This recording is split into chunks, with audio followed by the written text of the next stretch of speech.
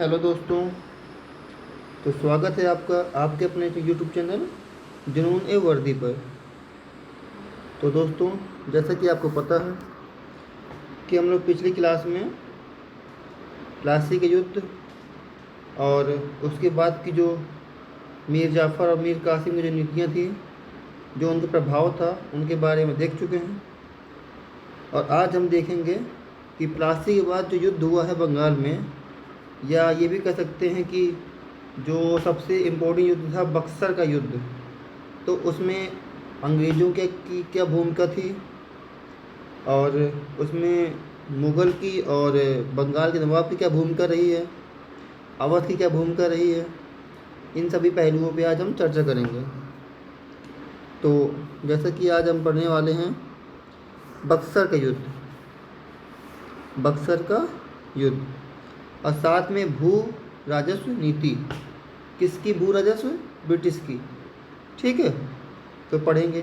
अच्छा, बक्सर के युद्ध के बाद एक संधि होती है और वो बहुत ही महत्वपूर्ण संधि है, बहुत इंपॉर्टेंट है एग्ज़ाम के पॉइंट ऑफ व्यू से, तो वो भी हम देख लेंगे। तो उस संधि को कहते हैं इलाहाबाद की संधि। तो आइए देखते हैं, पहले बक्सर के युद्ध देखते हैं। ठीक है। अच्छा, हम आपको बता दें बक्सर के युद्ध में क्या हुआ है कि बक्सर के युद्ध, जैसे आपको पता था कि किसके किसके बीच लड़ा गया है, ये 3 लोगों के बीच लड़ा गया है। मतलब एक साइड 3 सेनाएं थीं और एक साइड ब्रिटिश अकेले थे। ठीक है। तो एक है तुम्हारा मीर जाफ़र, सॉरी मीर कासिम। कौन है? मीर कासिम। ये कहाँ का है? बंगाल का।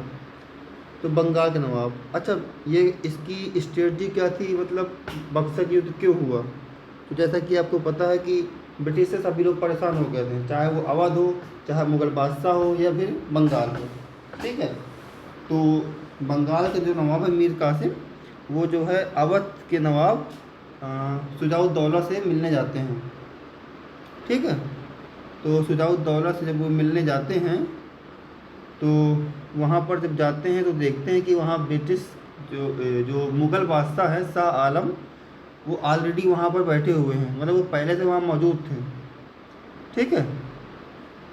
जब उसको देखा कि तुम भी यहाँ मौजूद हो, हम भी यहाँ मौजूद हैं और एक और आ गए, तो तीनों ने मिल के ब्रिटिश के खिलाफ मोर्चा बोल दिया, हल्ला बोल दिया कि चलो हम सब मिल के ही उसको हरा देंगे। ठीक है। हालांकि इनको इतना विश्वास हो गया था अपने ऊपर कि हम 3 हो गए हैं। ठीक है, हम 3 लोग हैं, वहाँ ब्रिटिश अकेले हैं, तो वो लोग आराम से हार जाएंगे, लेकिन ऐसा नहीं हुआ।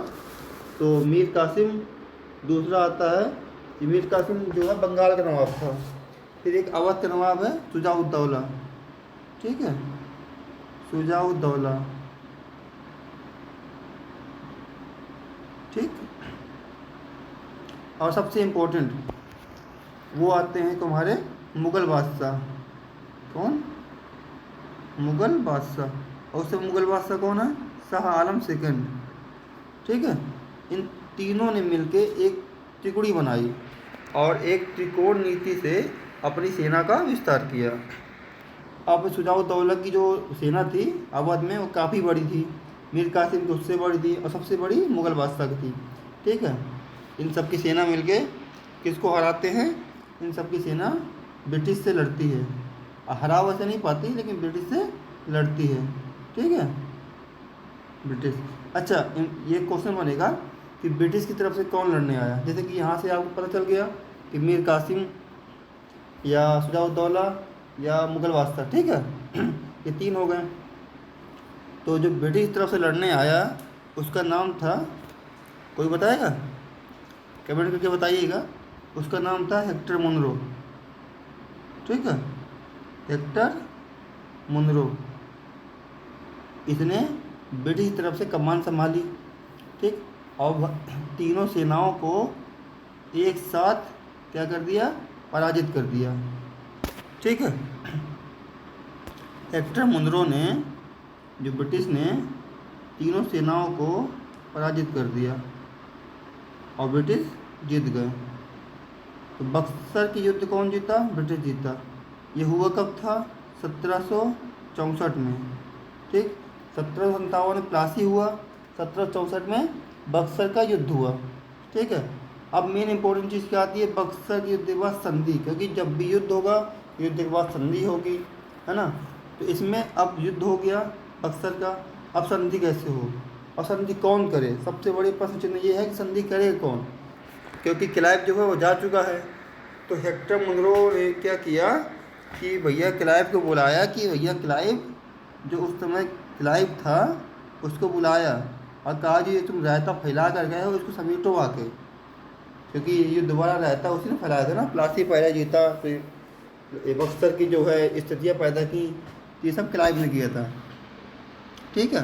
तो क्लाइव को बुलाया गया, फिर जब क्लाइव आया तो उसने अपना दिमाग चलाया, ठीक है, और दिमाग ही चलाया कि जब उसने इलाहाबाद की संधि की, इलाहाबाद की संधि ये कब हुई है, बक्सर के युद्ध के 1 साल बाद हुई है, ठीक है, यानी 1765 में, ठीक, 1765 में संधि हुई है। इस संधि के अनुसार क्या क्या हुआ, इसकी कुछ शर्तें थी इलाहाबाद संधि की। इसने क्या किया, अलग अलग संधि की, किसने, क्लाइव ने। संधि क्लाइव ने की थी, याद रखना। युद्ध किसने लड़ा है, युद्ध लड़ा है हेक्टर मुनरो ने, ठीक है, मुनरो ने युद्ध लड़ा है, संधि क्लाइव ने की है, ठीक। अब देखो इसने अलग अलग संधि की है, वो कैसे की है, इसने पहले अवध से अलग संधि की है और मुगल बादशाह से अलग। हाँ, एक बार याद रखना कि इसने अवध से संधि की है और मुगल बादशाह संधि की है, बंगाल से संधि नहीं की। क्यों नहीं की, क्योंकि जो बंगाल का नवाब था मीर कासिम, क्या नाम था, मीर कासिम। तो मीर कासिम को जब बक्सर युद्ध होता है तो उसी समय इसको बोलते कि तुम गद्दार हो, हम तुम्हें जिंदा नहीं छोड़ेंगे, उसी समय मीर कासिम की हत्या कर देते हैं, उसका सर जो है धड़ से अलग कर देते हैं, ठीक है। तो मीर कासिम को ये लोग वहीं मार देते हैं, ठीक। अब कौन बचा वहाँ पे, अब वहाँ बचा है सिर्फ शुजाउद्दौला, शुजाउद्दौला और मुग़ल बादशाह, ये दो लोग बचते हैं, इन दोनों से संधि होती है, ठीक है। अब ये संधि कौन सी होती है, इलाहाबाद की संधि, ठीक है। अब सबसे पहले संधि होगी से अवध के नवाब से। अवध के नवाब कौन है, शुजाउद्दौला, ठीक है। तो संधि उससे ये हुई है कि ब्रिटिश को अवध से, जो अवध का नवाब है शुजाउद्दौला, उससे कड़ा, एक जगह है कड़ा और इलाहाबाद, कड़ा और इलाहाबाद, इनका क्षेत्र, ठीक है, कड़ा का किला ले लिया, इलाहाबाद का किला ले लिया और वहाँ का क्षेत्र ले लिया, ब्रिटिश ने अपने पास ले लिए, और बदले साथ ही साथ 50 लाख रुपए, 50 लाख रुपए युद्ध के हर्जाने के रूप में ले लिए, क्योंकि तुमने हमसे युद्ध लड़ा है, हमारा इतना नुकसान हुआ है, तो हमको 50 लाख रुपए दो। ये संधि हुई है किससे, ये संधि हुई है अवध से, किससे हुई है, अवध से हुई है, ठीक है, याद रखना। अवध संधि कौन कौन सी हुई है, कड़ा, ठीक, कड़ा और इलाहाबाद का क्षेत्र ले लिया और साथ में 50 लाख रुपए युद्ध के हर्जाना के रूप में ले लिए, ठीक, अवध से ले लिए, ठीक है। अवध किस्सा ख़त्म। साथ में अवध से एक शर्त रख दी कि अगर तुम कभी भी किसी बाहरी शक्ति से मिलोगे, किसी दूसरी शक्ति से मिलोगे, क्योंकि वो सब फ्रांस भी थे यहाँ पे, है ना, और भी दूसरी जो यूरोपीय कंपनियाँ थीं, बाहरी शक्ति थी, वो भी थे, तो ये शर्त रख दी कि अगर तुम उनसे मिलोगे या उनसे मित्रता रखोगे तो पहले हमारी परमिशन लोगे, और साथ में अगर अवध पर कोई कब्जा करेगा या कोई अटैक करेगा तो ब्रिटिश अवध की सहायता करेंगे, ठीक। ये भी इसके साथ ऐड हुआ। ये होगी अवध की संधि। इलाहाबाद संधि के अंदर अवध हो गया। अब मुग़ल बादशाह, अब मुग़ल बादशाह की बारी। तो मुग़ल बादशाह से मुग़ल बादशाह संधि होती है, एक सेकंड, तो मुग़ल बादशाह संधि कौन सी होगी, मुग़ल बादशाह की ये संधि हुई, इन लोगों ने मुग़ल सम्राट जिसका नाम था शाह आलम, शाह आलम, सेकंड, ठीक। शाह आलम सेकंड, इनसे क्या हुआ? सबसे पहली बात, शाह आलम सेकंड को ब्रिटिश ने अपने संरक्षण में ले लिया। कहाँ ले लिया? संरक्षण में, ठीक है। और कहा कि अब तुम्हारा बहुत हो गया, तुम्हारा राजकाज, अब तो हमारे संरक्षण में आओ और जैसा हम कहेंगे वैसा तुम करोगे, ठीक है। अपने संरक्षण में ले लिया। शाह आलम सेकंड को किसने लिया? ब्रिटिश ने, ठीक। और संरक्षण में लेने के बाद उससे सबसे बड़ी बात बंगाल, ठीक, क्योंकि बंगाल नवाब ख़त्म हो चुका था, लेकिन पूरे इंडिया का जो सुल्तान था, जो बादशाह था, वो तो मुग़ल बादशाह था। तो उससे बंगाल, बिहार और उड़ीसा, बंगाल, बिहार, उड़ीसा, इनकी दीवानी प्राप्त कर ली। समझ में आया? यानी कि उसको अपने संरक्षण में लिया, फिर उनसे बंगाल, बिहार, उड़ीसा की दीवानी प्राप्त की। इसका मतलब कि वहाँ पर अपने मन से व्यापार करने का, वहाँ पर टैक्स ना देने का और वहाँ पर जो मर्जी वो करने के अधिकार ब्रिटिश ने प्राप्त कर लिए शाह आलम सेकंड से, ठीक है। दूसरी बात, एक पॉइंट तो ये हो गया। अब दूसरा पॉइंट क्या कहता है कि दूसरा पॉइंट कहता है कि मुग़ल सम्राट, जो पहले ब्रिटिश ने अवध से कड़ा और इलाहाबाद के क्षेत्र लिया था, वही क्षेत्र जो है ब्रिटिश ने उठा के मुग़ल सम्राट को दे दिया, ठीक है। कड़ा और इलाहाबाद, ये दोनों अलग अलग चीज़ें। कड़ा भी इलाहाबाद के पास ही पड़ता है। तो कड़ा और इलाहाबाद के क्षेत्र किसको दे दिया? ब्रिटिश ने मुग़ल सम्राट को दे दिया। अवध से लेके लिया था और मुग़ल सम्राट को दे दिया, ठीक। क्यों दिया? अभी देखना। ये क्षेत्र उसको दे दिया और कहा तुम इलाहाबाद में रहो, जाके दिल्ली खाली करो, ठीक। और 26 लाख रुपए, कितना? 26 लाख रुपए युद्ध के हर्जाना, सॉरी, हाँ, अच्छा एक ये बताओ, अभी तुमने देखा कि उससे 50 लाख रुपए लिए थे अवध से, उन्हीं में से इसने 26 लाख रुपए मुग़ल सम्राट को पेंशन के रूप में दे दिए। यानी मुग़ल बादशाह को उसने पेंशन भोगी बना दिया। किसने? क्लाइव ने या ब्रिटिश ने, ठीक। कड़ा और इलाहाबाद किला उसने अवध से लिया और मुग़ल बादशाह को दे दिया, ठीक है। मुग़ल बादशाह से अवध से ब्रिटिश ने 50 लाख रुपए लिए और 26 लाख रुपए मुग़ल बादशाह को दे दिए पेंशन के रूप में। किस रूप में? पेंशन के रूप में। यानी उसको 26 लाख रुपए की पेंशन दी गई, व्यक्तिगत पेंशन, ठीक है। और उसको पहला पेंशन भोगी मुग़ल बादशाह बोला जाने लगा, ठीक है। क्वेश्चन बनेगा, पहला पेंशन भोगी या पेंशन पाने वाला मुग़ल बादशाह तो कौन है? शाह आलम सेकंड, ठीक है। शाह आलम सेकंड, ठीक। या ऐसा बोल सकते हैं कि पहला बिना मुकुट वाला बादशाह, क्योंकि इसको पेंशन दी जाने लगी, इसको दिल्ली से इसकी दीवानी भी ख़त्म हो गई, इसके अधिकार, इसको इलाहाबाद में रख दिया गया, तो ये इसके सर से मुकुट हट गया, सीधा सीधा ये मान सकते हैं। तो इसको एक टाइटल और देते हैं, उस टाइटल का नाम है बिना मुकुट वाला बादशाह। बिना मुकुट वाला बादशाह,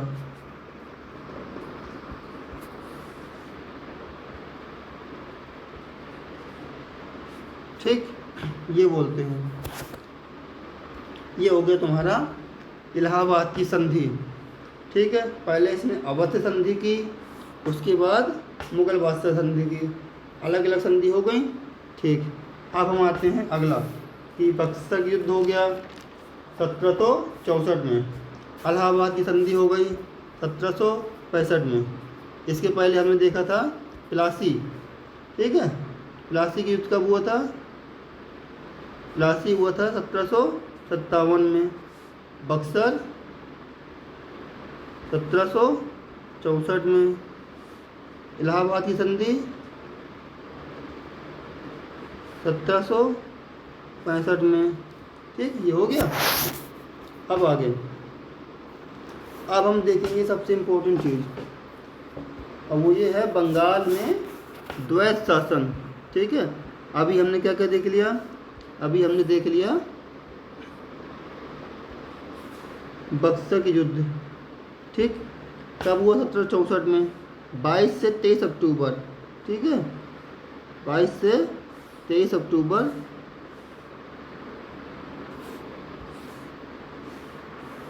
ये देखो,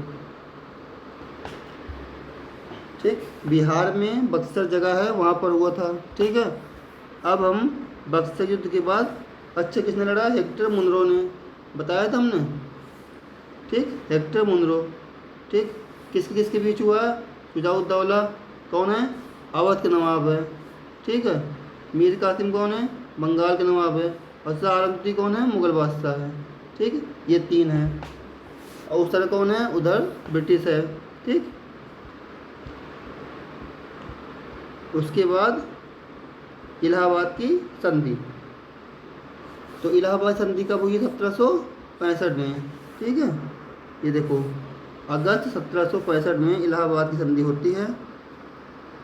कौन करता है? Robert Clive. बताया था हमने कि रॉबर्ट क्लाइव को बुलाया गया, उसने अलग अलग किया, मतलब अवध से अलग संधि की और मुगल बादशाह से अलग संधि की। ठीक है, अब आता है मेन चीज़, बंगाल में द्वैत शासन या द्वैत शासन। तो द्वैत शासन कहाँ चलेगा? बंगाल में चलेगा। ठीक, और द्वैत शासन मतलब क्या होता है? द्वैत शासन मतलब होता है, द्वैत मतलब डबल, यानी दोहरा शासन, जहाँ पर दो लोग रूल करें। तो बंगाल में अब दो लोग रूल करेंगे। वो कैसे करेंगे? कि देखो, कंपनी ने सब कुछ कर लिया, मतलब बंगाल में अपना अधिकार कर लिया, बंगाल, बिहार, उड़ीसा की दीवानी प्राप्त कर ली, मुगल बादशाह को अपने अंडर पे ले लिया, सारी शक्तियों को कमज़ोर कर दिया। फिर भी कंपनी जो है अपना असली चेहरा सामने नहीं दिखाएगी, यानी ब्रिटिश जो है अभी सामने नहीं आएंगे, अभी भी पीछे ही सब कुछ करेंगे। और बंगाल में खुद राज ना करके ऐसे व्यक्ति को बैठा देंगे जो सिर्फ नाम का वहाँ का नवाब होगा, यानी जितने भी उत्तरदायित्व होंगे वो बंगाल के नवाब के होंगे, और जितने भी अधिकार होंगे या प्रॉफिट होगा वो ब्रिटिश का होगा। तो इसको कहते हैं बंगाल में द्वैत शासन। द्वैत शासन मतलब डबल शासन, एक तो जो वहाँ नवाब बैठेगा वो हो गया, और दूसरा पीछे से ब्रिटिश शासन करेंगे, है ना। जो लॉस होगा बंगाल में, जो उत्तरदायित्व होंगे, जो भी जिम्मेदारियाँ होंगी, वो कौन करेगा? बंगाल के नवाब।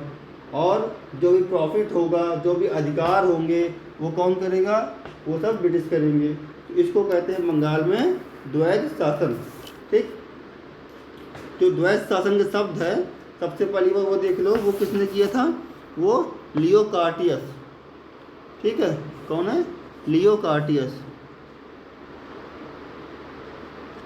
द्वैत शासन शब्द की जनक कौन है? लियो कार्टियस। ठीक, ये हैं लियो कार्टियस।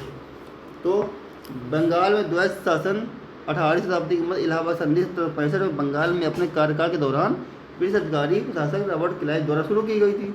ठीक है, द्वैत शासन किसने शुरू किया था? संधि किसने चालू की थी? रॉबर्ट क्लाइव ने। तो रॉबर्ट क्लाइव ने चालू किया। ठीक है, इसके जनक कौन है? लियो कार्टियस। ठीक, अब आगे देखते हैं। अच्छा, एक बात और याद रखो कि जो 1764 में बक्सर युद्ध हुआ है, तो इस युद्ध के बाद जब बंगाल का जो नवाब था मीर कासिम, उसको मार दिया गया। जब मीर कासिम मर गया तो बंगाल की गद्दी पर कौन बैठेगा? तो जब मीर कासिम मर गया तो उसके पहले तुम्हें याद हो कि जिसको मीर जाफ़र नाम के व्यक्ति था, जो बंगाल का नवाब ऑलरेडी बन चुका था, है ना।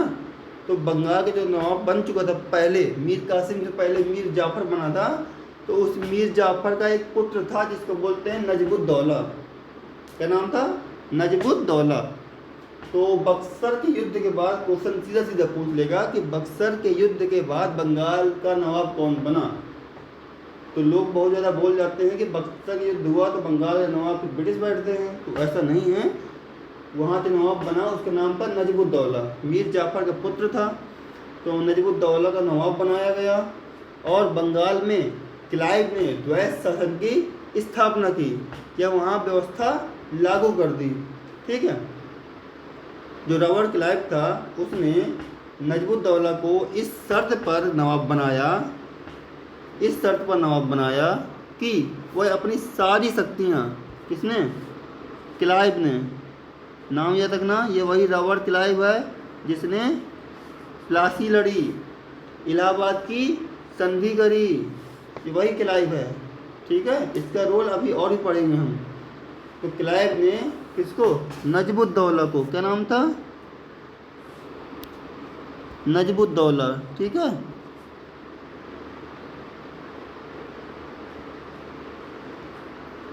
नजबुद्दौला ये किसका पुत्र था? ये मीर जाफ़र का पुत्र था। ठीक। नजबुद्दौला को इस शर्त पर नवाब बनाया कि वह अपनी सारी निजामत की शक्ति, जितनी निजामत शक्ति थी, उसे एक कंपनी को दे देगा। यानी निजामत शक्ति का मतलब समझते हो? जितने भी अधिकार होंगे, जितना प्रॉफिट होगा, कोई भी अधिकार संबंधित कुछ भी, यानी ना अगर बंगाल में कुछ भी होगा तो ब्रिटिश से पूछ कर होगा, तो वो है निजामत की शक्ति, वो कंपनी को दे दी। कंपनी मतलब ब्रिटिश को, क्लाइव को, ईस्ट इंडिया कंपनी को, उसको दे दिया। ठीक है। और जो उत्तरदायित्व बचा, जो रिस्पॉन्सिबिलिटी बची, जो लॉसेस बचे, वो किसके पास आ गया? वो नवाब के पास आ गया। और नवाब कौन है? क्लाइव। तो किसके पास आ गया? सॉरी, नवाब कौन है? नजबुद्दौला। तो वो सब नजबुद्दौला के पास आ गया। ठीक है। ये हो गया, इस शर्त पे इसको नवाब बनाया गया। अच्छा, जो इस प्रकार जब नवाब बना तो कंपनी के पास अधिकार आ गया।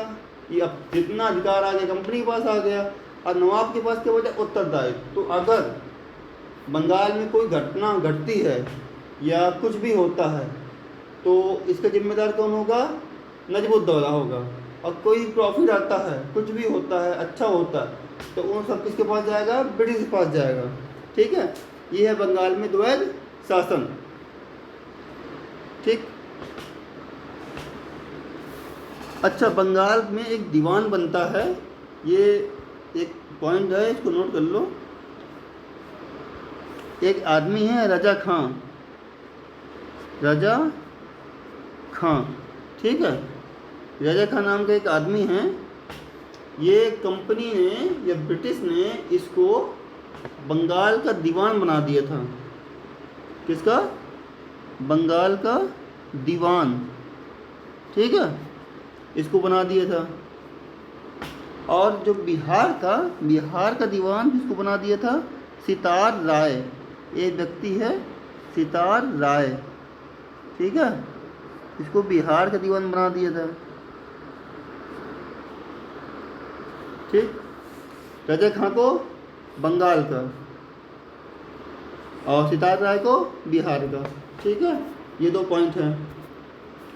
अच्छा, जो बंगाल में द्वैत शासन हुआ इसका रीजन क्या था? बंगाल में जो द्वैत शासन हुआ इसका रीजन क्या था? तो बस रीजन यही था कि क्लाइव जो है, जो उस समय ब्रिटिश की तरफ से कमान संभाल रहा था, क्लाइव वो नहीं चाहता था कि कंपनी स्पष्ट रूप से राजनीतिक नियंत्रण अपने हाथ में ले ले। क्योंकि ये कौन नहीं चाहता था? ऑब्वियसली बात है कि उस समय क्लाइव था, तो क्लाइव ही नहीं चाहेगा। तो क्लाइव जो है, इसका नाम बार बार आ रहा है, याद रखिए। क्लाइव, इसका पूरा नाम है रॉबर्ट क्लाइव। तो रॉबर्ट क्लाइव नहीं चाहता था कि कंपनी स्पष्ट रूप से डायरेक्ट जो उसका नियंत्रण है वो अपने हाथों में ले ले, क्योंकि ऐसा करने पर कंपनी का वास्तविक रूप, जो कंपनी का वास्तविक चेहरा है, ठीक है, वो लोगों के सामने आ जाएगा, सबके सामने आ जाएगा। और अगर ऐसा हुआ, अगर सभी को पता चला कि कंपनी किस लिए आई है यहाँ पर, ब्रिटिश किस लिए यहाँ है, तो जितनी शक्तियाँ हैं, जितनी भी भारत में शक्तियाँ हैं, वो सारी एक साथ हो जाएंगी। अब तुम सोचोगे कि अब शक्तियाँ कौन बची, क्योंकि बिहार भी ख़त्म हो गया, बंगाल भी ख़त्म हो गया, प्लासी भी हो गया, बक्सर भी हो गया, मुगल बादशाह भी अंडर भी आ गया, शक्ति कौन बची। तो अभी शक्तियाँ बहुत हैं, जैसे कि अभी है तुम्हारा मैसूर, ठीक, मराठा, ठीक, हैदराबाद, बहुत शक्तियाँ हैं अभी। ये सारी शक्तियाँ एक साथ हो जाएंगी। और छोटी छोटी रियासतों के भी बहुत सारे राजा ऐसे हैं जो ब्रिटिश को पसंद नहीं करते हैं, ठीक है। इसलिए रॉबर्ट क्लाइव ने सोचा कि अभी हम सबके सामने अपना असली चेहरा लेकर नहीं आएंगे, ठीक है। ये इसके रीजन था, ये द्वैत शासन लगाने का ये रीजन था। अच्छा, एक बात और है कि क्लाइव को यह भी डर था, उसको डर भी था इस बात का कि जितनी यूरोपीय कंपनियां हैं जो ब्रिटिश के अलावा हैं, यानी अन्य यूरोपीय कंपनियां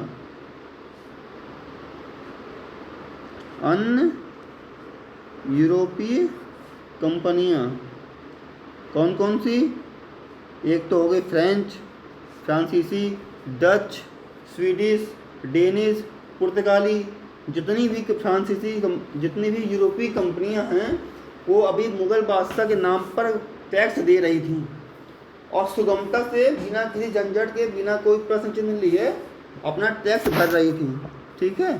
तो अगर उनको पता चल जाएगा कि उन्हीं के साथ वाली एक कंपनी पूरे इंडिया को रोल कर रही है, लीड कर रही है, तो वो भी विद्रोह पे आ जाएंगी और वो भी टैक्स नहीं देंगी, ठीक।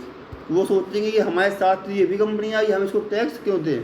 तो कोई भी टैक्स उनको, मुग़ल बादशाह को टैक्स नहीं देगा। अगर उनको टैक्स नहीं देगा तो उनके पास टैक्स नहीं पहुंचेगा ब्रिटिश के पास। तो ये भी एक रीज़न था अभी सबके सामने अपना चेहरा न लाने का और द्वैत शासन लागू करने का, ठीक है। 2 पॉइंट हो गए। पहला पॉइंट क्या था, पहला पॉइंट यही था कि सारी जो भारतीय शक्तियाँ हैं वो सभी भारतीय शक्तियाँ विद्रोह पे आ जाएंगी और एक साथ हो जाएंगी। दूसरा पॉइंट क्या था कि यूरोपीय कंपनियां जो है जो टैक्स दे रही हैं वो भी नहीं देंगी, ठीक है। 2 पॉइंट हो गए। अगला पॉइंट,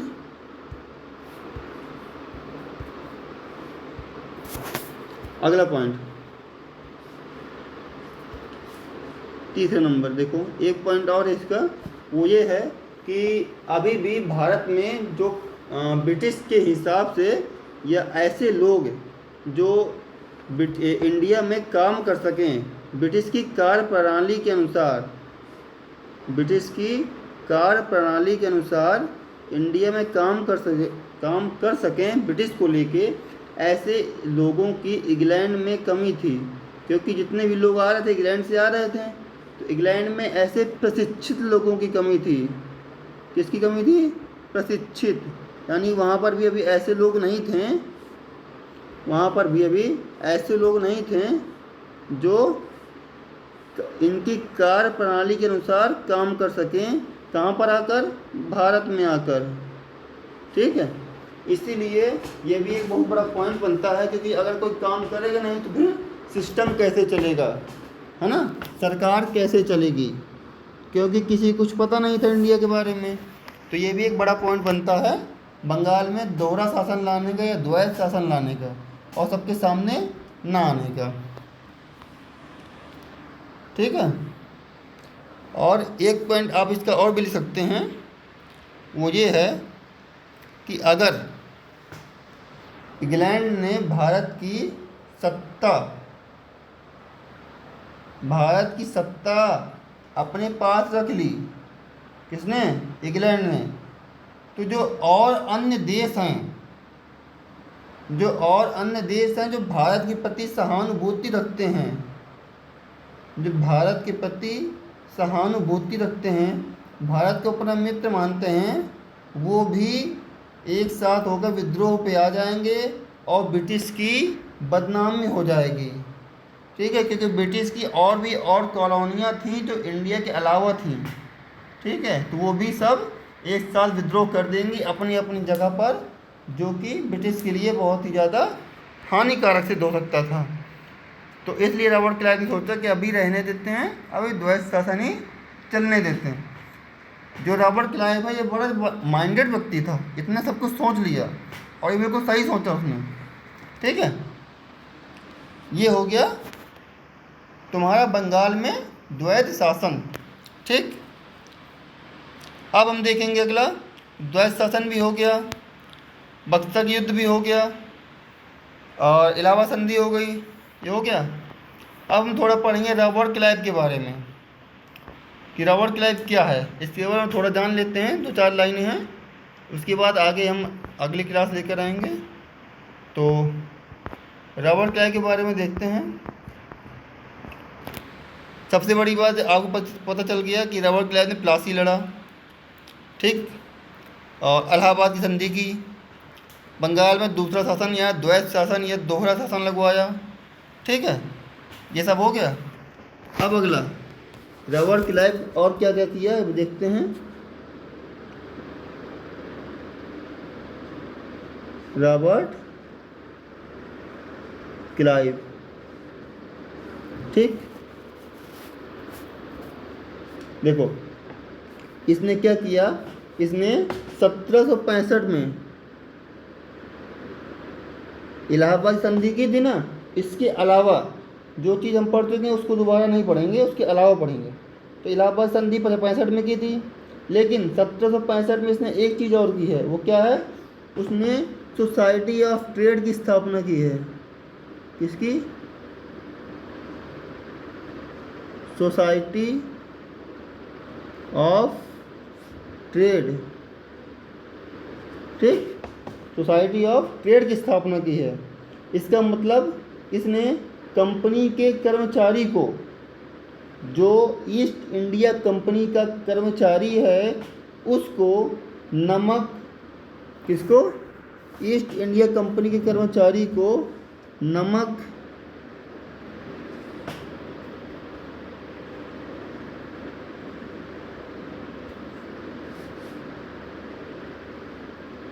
सुपारी,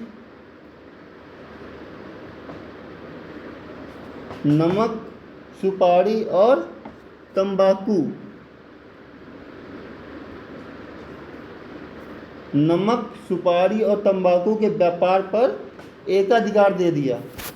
ठीक है, एकाधिकार मतलब होता है कि एक अधिकार, जो ये लोग सोसाइटी ऑफ ट्रेड में स्थापना की, और सोसाइटी ऑफ ट्रेड की स्थापना करने के साथ साथ उसने ब्रिटिश ईस्ट इंडिया कंपनी के कर्मचारी को नमक, सुपारी और तंबाकू पर एकाधिकार दे दिया। यानी जो रेट ब्रिटिश ने फिक्स कर दिया नमक, सुपारी और तंबाकू का, वही रेट पूरी मंडी में होगा, पूरी इंडिया में होगा, पूरे बंगाल में होगा।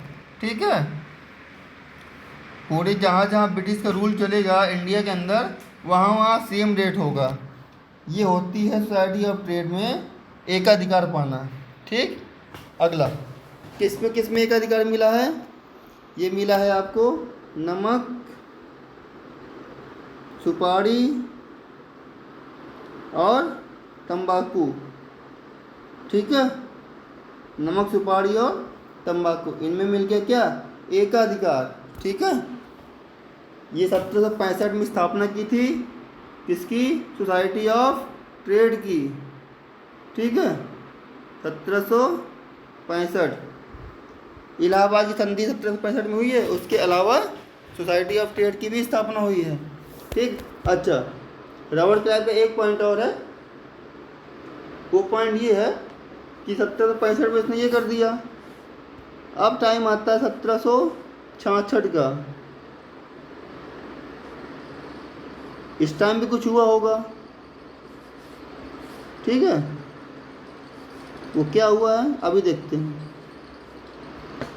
1766 में क्लाइव ने रॉबर्ट क्लाइव ने उन सैनिकों को 1766 में रॉबर्ट क्लाइव ने इसका नाम बहुत आया है याद रखना। रॉबर्ट क्लाइव ने उन सैनिकों के दोहरे भत्ते, ये टर्म्स याद रखिए, दोहरे भत्ते, वहाँ दोहरा शासन था, यहाँ दोहरा भत्ता है। तो रॉबर्ट क्लाइव ने 1766 में उन सैनिकों के दोहरे भत्ते या डबल वेतन, जिसको बोल सकते हैं डबल वेतन, तो इस पे बंद कर दिया। दोहरे भत्ते को क्या किया? बंद कर दिया। ठीक है, दोहरे भत्ते को बंद कर दिया। कहाँ पर बंद किया? बंगाल पे। याद रखना 1766 में रॉबर्ट क्लाइव ने उन सैनिकों के दोहरे भत्ते को बंद कर दिया जो उन्हें बंगाल पर काम करने पे मिलते थे। ठीक है, कहाँ पर काम करने पे? बंगाल पर। बंगाल पे काम करने मिलते थे, तो उसको इसने क्या किया? बंद कर दिया। अच्छा, जब इसने बंद किया तो वहाँ पर क्या हुआ? वहाँ पर एक विद्रोह हो गया। क्या हो गया? विद्रोह। और उस विद्रोह को कहते हैं श्वेत विद्रोह। वहाँ पे श्वेत विद्रोह हो गया, सफ़ेद विद्रोह हो गया। ठीक, श्वेत विद्रोह। ठीक है, श्वेत विद्रोह किससे कनेक्टेड है? बंगाल में दोहरे शासन से। रॉबर्ट क्लाइव ने 1766 में दोहरे भत्ते को बंद कर दिया। बंगाल पे जो काम करने को मिलते थे सैनिकों के, ठीक है, जिससे वहाँ विद्रोह हो गया। कौन सा? श्वेत विद्रोह। ठीक, तो ये है आपका रॉबर्ट क्लाइव। ठीक है, आज तक की वीडियो यहीं तक रहेगी आज की क्लास। अगली क्लास में या अगली वीडियो में हम लेकर आएंगे इसके आगे का चैप्टर कि रॉबर्ट क्लाइव के बाद और क्या क्या हुआ। रॉबर्ट क्लाइव चला गया तो फिर कौन आएगा, उसके बाद फिर आगे मॉडर्न हिस्ट्री में क्या क्या सीक्वेंस से रहा। कोशिश यही है हमारी कि हम सीक्वेंस ही पढ़ते चले जाएं। ठीक है, बाकी मॉडर्न हिस्ट्री में ऐसा कुछ भी नहीं है जो याद ना हो सके, जो समझ में ना आए। तो आपको इसमें कहीं भी डाउट हो, कोई भी पॉइंट में या किसी भी चीज़ को लेके, तो आप मुझे कमेंट कर सकते हैं, तो मैं कमेंट में उसका आंसर ज़रूर दूंगा। तब तक के लिए बने रहिए मेरे साथ। मिलते हैं नेक्स्ट वीडियो में।